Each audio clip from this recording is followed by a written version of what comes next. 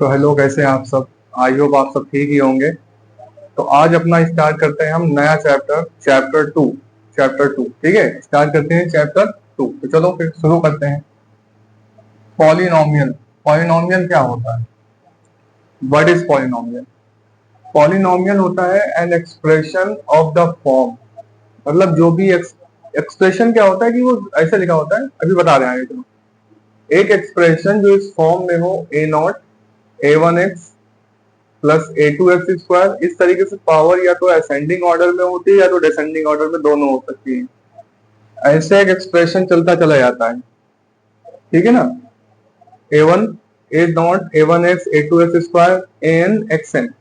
यहाँ पे क्या होता है कि a1 ये सब जो नंबर होते हैं रियल नंबर्स होते हैं। कौन से नंबर होते हैं? Real numbers. रियल नंबर्स वो होते हैं जिनका स्क्वायर करें और पॉजिटिव आ जाए। यहाँ पे an जीरो के इक्वल नहीं होगा और n कोई नॉन नेगेटिव इंटीजर, मतलब ऐसा इंटीजर जो नेगेटिव ना हो, is called polynomial in x। ठीक है, x के फॉर्म में पॉलिनोमियल है और इसकी डिग्री क्या है? n है। अभी आगे सब समझाते हैं डिग्री क्या होती है, सब क्या होता है। तो पॉलिनोमियल हमारा इस फॉर्म में होता है। ठीक है ना। देखो जैसे हमने ऐसे लिखा 2x प्लस 3, ये पॉलिनोमियल है। जीरो के इक्वल नहीं है तो एक्सप्रेशन है। ये क्या है? एक्सप्रेशन। अगर जीरो के इक्वल नहीं है तो एक्सप्रेशन है। अगर इसी को हम जीरो के इक्वल लिख देंगे तो ये बन जाएगी इक्वेशन। ठीक है, समझे बात को। अगर हमारा पॉलिनोमियल जीरो के इक्वल नहीं है तो एक्सप्रेशन है, और अगर जीरो के इक्वल है तो क्या बन जाएगी? तब ये बन जाएगी इक्वेशन। तो पॉलिनोमियल समझ में आया। तो चलो अब देखते हैं वेरिएबल और कांस्टेंट इसको बोलते हैं। इसको नोट कर लेंगे। तो देखो, कांस्टेंट इसको बोलते हैं। कांस्टेंट। कांस्टेंट का मतलब होता है जिसकी न्यूमेरिकल वैल्यू फिक्स हो। क्या हो? जिसका न्यूमेरिकल कोफिशिएंट फिक्स हो। जैसे समझो, न्यूमेरिकल वैल्यू फिक्स हो। इसे मान लो ऐसे लिखा लिखा है 2। क्या लिखा है? 2। ये हमारा क्या है? कांस्टेंट। ये फिक्स है, चेंज नहीं होगा। हमारा क्या है? फिक्स है। मतलब जो वैल्यू हमारी फिक्स होगी, चेंज नहीं हो रही होगी, उसको क्या बोलेंगे? कांस्टेंट बोलेंगे। ठीक है, बस इतना समझो, बहुत ज्यादा डेफिनेशन की जरूरत नहीं। कांस्टेंट वो होता है जो वैल्यू चेंज ना हो, डज नॉट चेंज। जैसे हमने लिखा पाई की वैल्यू। पाई की वैल्यू हमारी अभी तो फिलहाल फिक्स ही है, तो ये भी कांस्टेंट है, चेंज नहीं होगी। चेंज, ठीक है ना। ये भी कांस्टेंट। दूसरी तरफ वेरिएबल किसको बोलते हैं? वेरिएबल क्या होता है कि ये चेंज होता है, फिक्स नहीं होता है, वेरी करता है। क्या होता है? डज नॉट फिक्स, चेंज होता है। समझे बात को। जैसे समझो, जैसे हमने सर्कमफ्रेंस का फॉर्मूला लिखा c is equal to 2 pi r. c is equal to 2 pi r. तो यहाँ पे 2 और पाई, इनकी वैल्यू कांस्टेंट है। क्या है? ये कांस्टेंट। 2 पाई क्या है? कांस्टेंट। ये चेंज नहीं होगी। और c हमारा वेरिएबल, ये चेंज हो सकता है। r हमारा रेडियस, ये भी चेंज हो सकता है। अलग अलग सर्किल का अलग अलग रेडियस होगा। तो यहाँ पे c और r ये वेरिएबल है जो चेंज हो सकता हो, और जो चेंज नहीं हो सकता उसको क्या बोलते हैं? हम कांस्टेंट बोलते हैं। समझते हो बात को? इसको क्या बोलेंगे हम? कांस्टेंट। चलिए आगे देखते हैं। तो चलो चलते हैं अपने अगली हेडिंग की तरफ। जैसे एलजेब्राइक एक्सप्रेशन। एलजेब्राइक एक्सप्रेशन क्या होता है कि अ कॉम्बिनेशन ऑफ, देखो, अ कॉम्बिनेशन ऑफ कांस्टेंट, उसमें कांस्टेंट होता है और वेरिएबल होता है। मतलब combination of constant and variable connected by some, इन चारों में से कोई दो या कोई एक या चारों भी हो सकते हैं, is known as algebraic expression. यानी कि a combination of constant and variable, मतलब कांस्टेंट भी हो, वेरिएबल भी हो, इन साइन से अलग अलग हो, तो उनको बोलते हैं हम एल्जेब्राइक एक्सप्रेशन। अब यहाँ पे हम देखते हैं टर्म्स को कैसे पहचानते हैं। टर्म्स क्या होता है? टर्म्स, तो जो कई सारे पार्ट होते हैं, the several parts of an algebraic expression separated by. जो एल्जेब्राइक एक्सप्रेशन अलग होते हैं, सेपरेटेड बाय होते हैं केवल दो साइन से, प्लस और माइनस। यानी कि जो हमारा एल्जेब्राइक एक्सप्रेशन सेपरेटेड होता है प्लस या माइनस साइन से, तो हमारा टर्म अलग हो जाता है। मल्टीप्लाई में वो जब तक लिखा होगा एक ही टर्म माना जाएगा। तो टर्म अलग करने वाले सिर्फ दो साइन है, या तो प्लस या तो माइनस। ठीक है ना। तो ये हमारा अलजेब्रा एक्सप्रेशन था, और ये हमारा क्या है, टर्म्स को कैसे पहचानते हैं हम। अब यहाँ पे हम जो अगली टॉपिक को समझेंगे वो हमारा कोफिशिएंट होगा, इसको नोट कर लो। बहुत ज्यादा डेफिनेशन में नहीं लेके जा रहे हैं, मेन मेन चीजें समझा रहे हैं। देखो, उसके बाद हम समझेंगे कोफिशिएंट क्या होता है। कोफिशिएंट, ठीक है ना, क्या समझेंगे, कोफिशिएंट क्या होता है। कोफिशिएंट का मतलब होता है कि जो ऐसे समझो कि जो उसका मल्टीप्लायर होता है, मल्टीप्लीकेशन में लिखा होता है, कि उसको क्या बोलते हैं हम, कोई भी किसी भी नंबर के अगर मल्टीप्लाई में लिखा हुआ है समझने के लिए, तो उसको बोलते हैं हम कोफिशिएंट।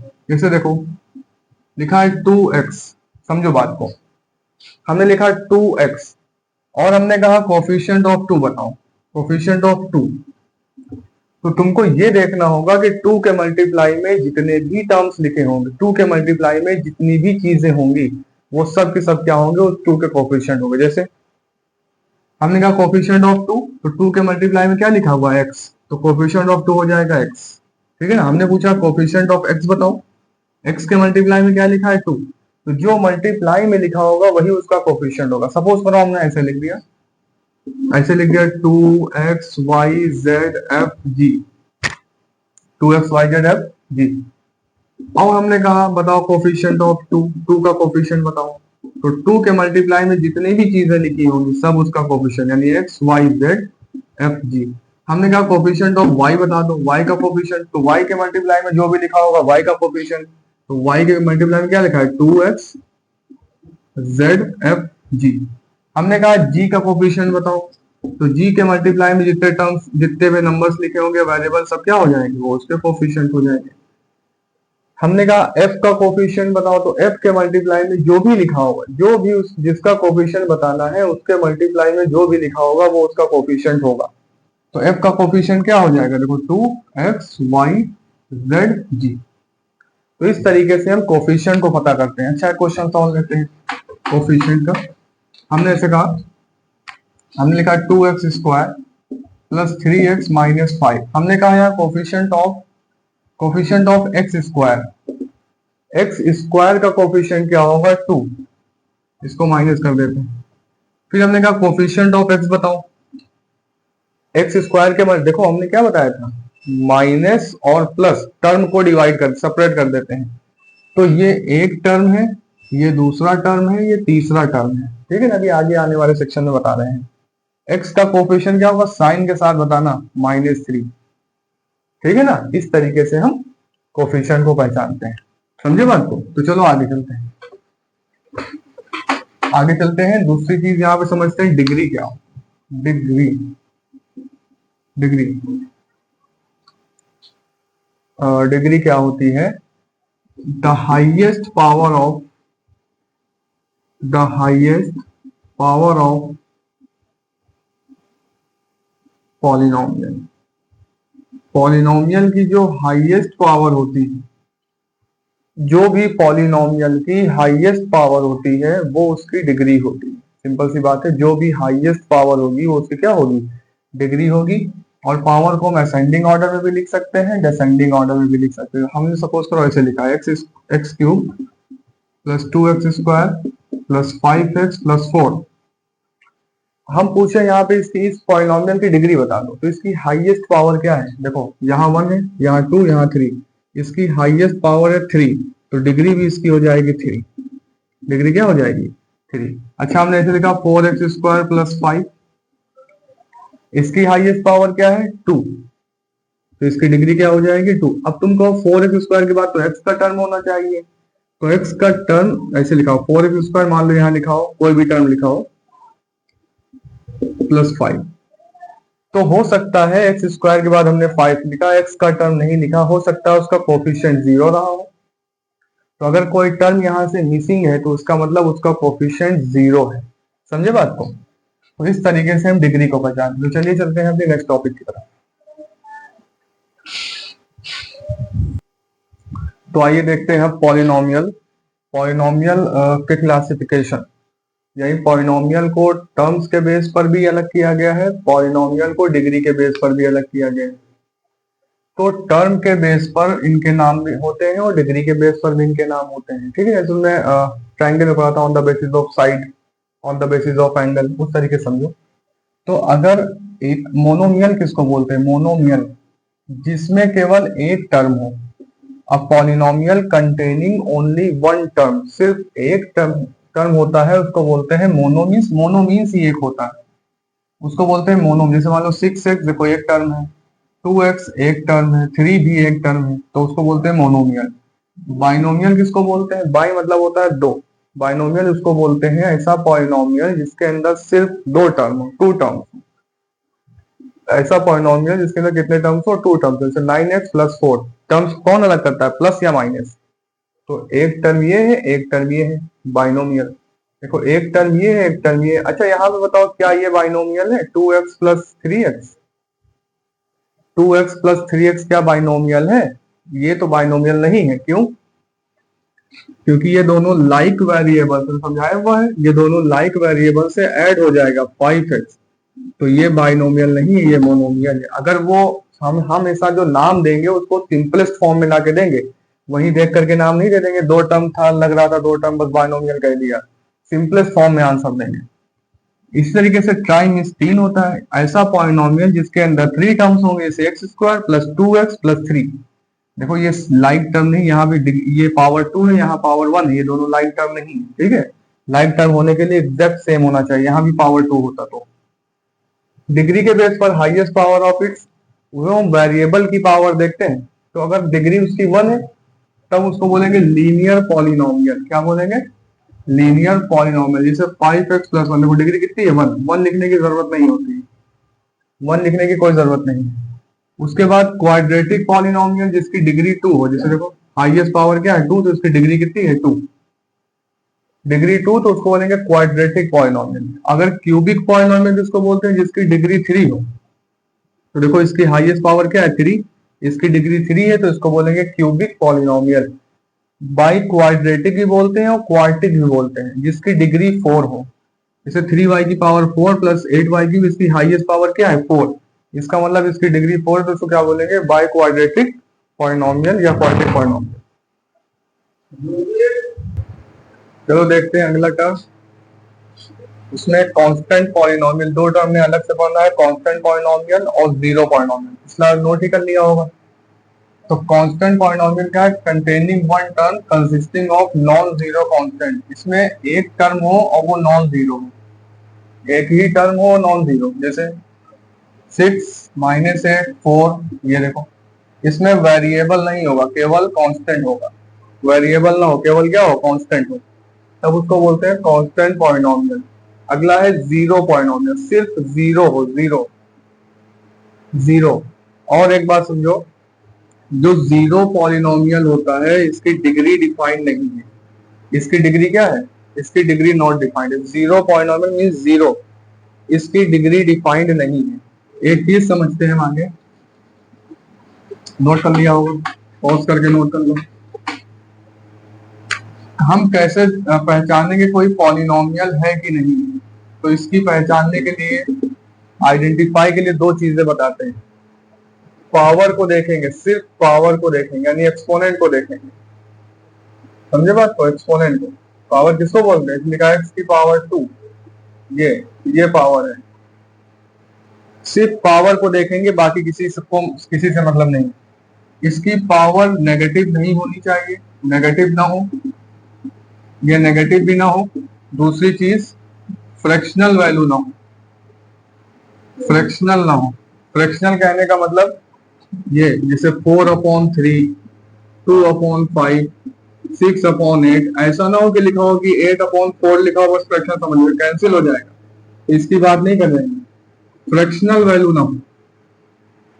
पहली चीज, अगर किसी की पावर नेगेटिव हो गई, कोई एक भी पावर नेगेटिव हो गई, पॉलिनोमियल नहीं होगा।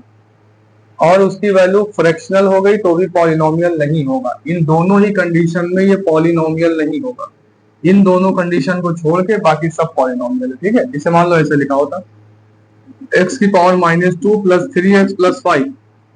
बताओ ये पॉलिनोमियल है कि नहीं है? इसकी पावर -2 है, पावर कभी भी नेगेटिव नहीं होनी चाहिए, पॉलिनोमियल नहीं है।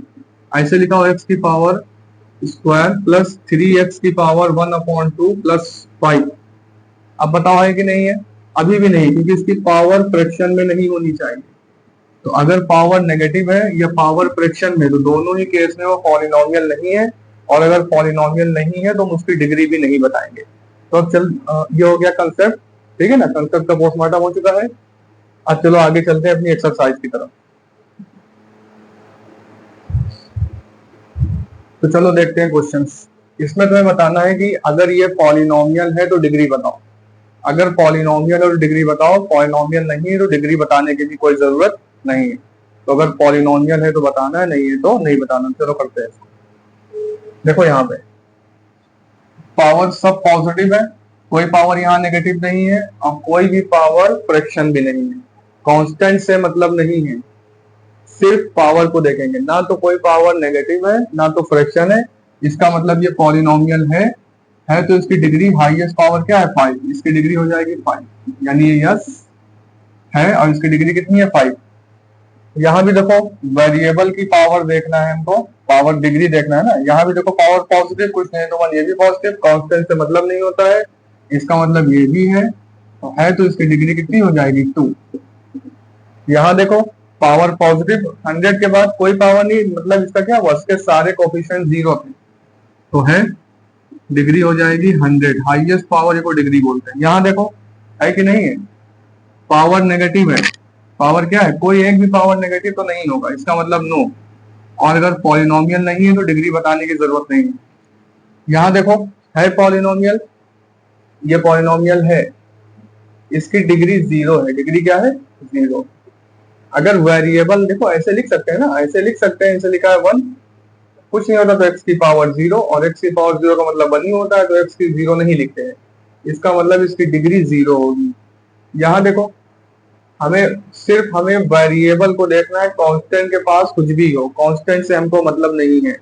इसको लिख सकते हैं 2 क्या लिखा है, क्यूब रूट 1/3 लिखते हैं x² -8। तो हमें कांस्टेंट की पावर से मतलब नहीं है, हमें सिर्फ वेरिएबल की पावर देखना है। यहाँ पावर नेगेटिव नहीं है, इसका मतलब ये भी है पॉलिनोमियल, डिग्री हो जाएगी 2। यहाँ देखो ये बताओ है कि नहीं है, सिंपलेस्ट फॉर्म में बताना है। तुमको लगेगा यहाँ पावर नेगेटिव नहीं है तो है, लेकिन पावर यहाँ पे नेगेटिव,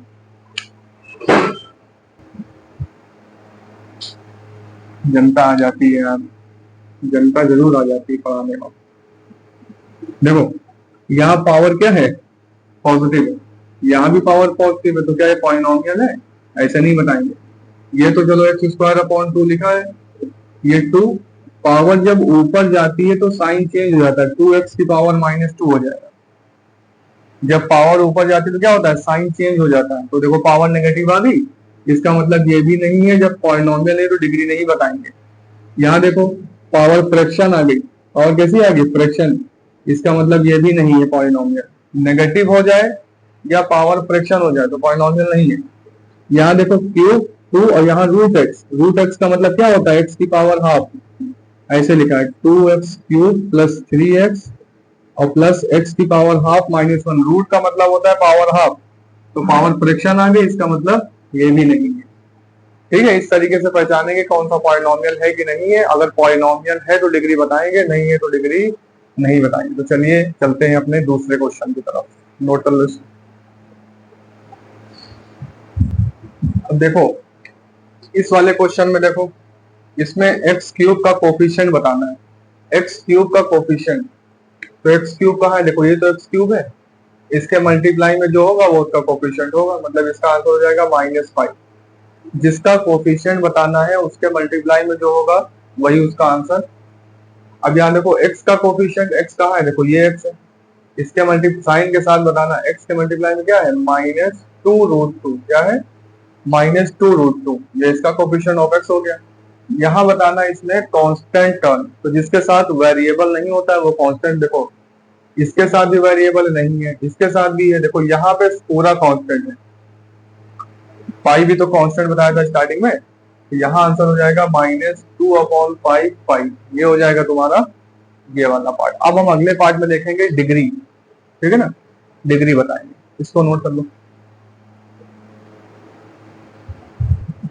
तो चलो बताते हैं इसकी डिग्री, ठीक है ना। इसकी डिग्री क्या होगी, तो सबसे पहले क्या है, x ऊपर से देखो, सिंपलेस्ट फॉर्म में बताएंगे, मत बता देना एक्स क्यूब। सिंपलेस्ट फॉर्म में करने के बाद डिग्री बताएंगे, जब सिंपलेस्ट फॉर्म में आएगा तब डिग्री बताएंगे। सबसे पहले x कॉमन ले लो ऊपर से, ऊपर से अब x कॉमन ले लो तो बचेगा, यहाँ x कॉमन आएगा, अंदर क्या बचेगा 4, यहाँ से कितना बचा -5x, यहाँ से एक x गया, क्या बचा 6x², ठीक है ना, और नीचे क्या बचा 2x, ये x से एक x कैंसिल हो जाएगा, अब यहाँ क्या बचेगा 4 - 5x + 6x² अपॉन 2, ठीक है ना, अपॉन 2 बचा। हम इसको लिख सकते हैं ऐसे, 2 सबके नीचे लिख सकते हैं, 4/2 -5x अपॉन 2 + 6x² अपॉन 2, ऐसे लिख सकते हैं। देखो ऊपर 3 टर्म है, नीचे 2, तो ये 2 जो डिनोमिनेटर है सारे टर्म के नीचे होता है। अब इसको कैंसिल करने की जरूरत नहीं, इसकी हाईएस्ट पावर क्या है देखो 2, इसका मतलब इसकी डिग्री कितनी हो जाएगी 2, इसकी डिग्री क्या हो जाएगी 2। इस तरीके से सॉल्व करेंगे। यहाँ देखो, यहाँ से मत बता देना, इसको सिंपलेस्ट फॉर्म में लाके बताएंगे। देखो ये इससे मल्टीप्लाई होगा, y² को y से मल्टीप्लाई करोगे तो कुछ नहीं तो 1 होता है, बेस सेम, देखो ऐसे हो जाएगा, y² को y से मल्टीप्लाई करो माइनस, अब y² मल्टीप्लाई होगा y³ से, y² y से मल्टीप्लाई होगा और y² y³ से, बेस सेम पावर ऐड हो जाएगी, मतलब 3, यहाँ base same power add, highest power क्या है 5, यानी इसकी डिग्री क्या हो जाएगी 5। यहाँ पे देखो पहले ही से सिंपलेस्ट फॉर्म में है, इसकी डिग्री हो जाएगी 1, ठीक है ना। यहाँ पे देखो सिंपलेस्ट फॉर्म में आंसर देंगे, पहले 3x इन दोनों से मल्टीप्लाई करो, पहले साइन को मल्टीप्लाई करते हैं, यहाँ भी प्लस है यहाँ भी प्लस, तो प्लस होगा, फिर डिजिट डिजिट को मल्टीप्लाई करो, 3 × 2 = 6, x को x³ से मल्टीप्लाई करो, x की पावर 4, ये भी दोनों यहाँ प्लस ये भी प्लस, प्लस लगा दो, 3 × 3 = 9, x × x² x³, एक एक टर्म को देखो 3x को 2x³ करो, 6x की पावर 4, 3x इससे मल्टीप्लाई होगा 9x³, देखो माइनस प्लस माइनस, 2 × 2 = 4x³, यहाँ तो x है नहीं, माइनस प्लस माइनस, 2 × 3 = 6x², ये सिंपलेस्ट फॉर्म में है।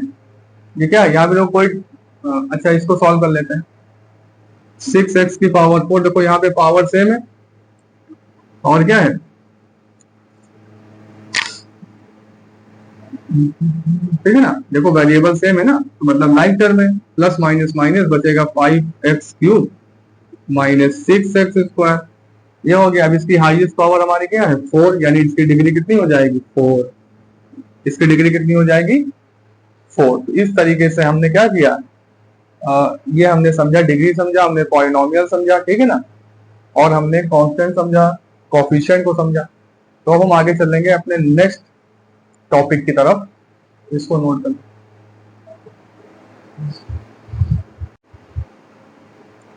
तो फिर आज के लिए इतना ही रखते हैं, ठीक है ना, ये एक्सरसाइज कंप्लीट हो गई है। तो अब मिलेंगे अपनी नेक्स्ट वीडियो में नेक्स्ट एक्सरसाइज के साथ, तब तक के लिए अपना ख्याल रखें, खुश रहें, थैंक यू वेरी मच।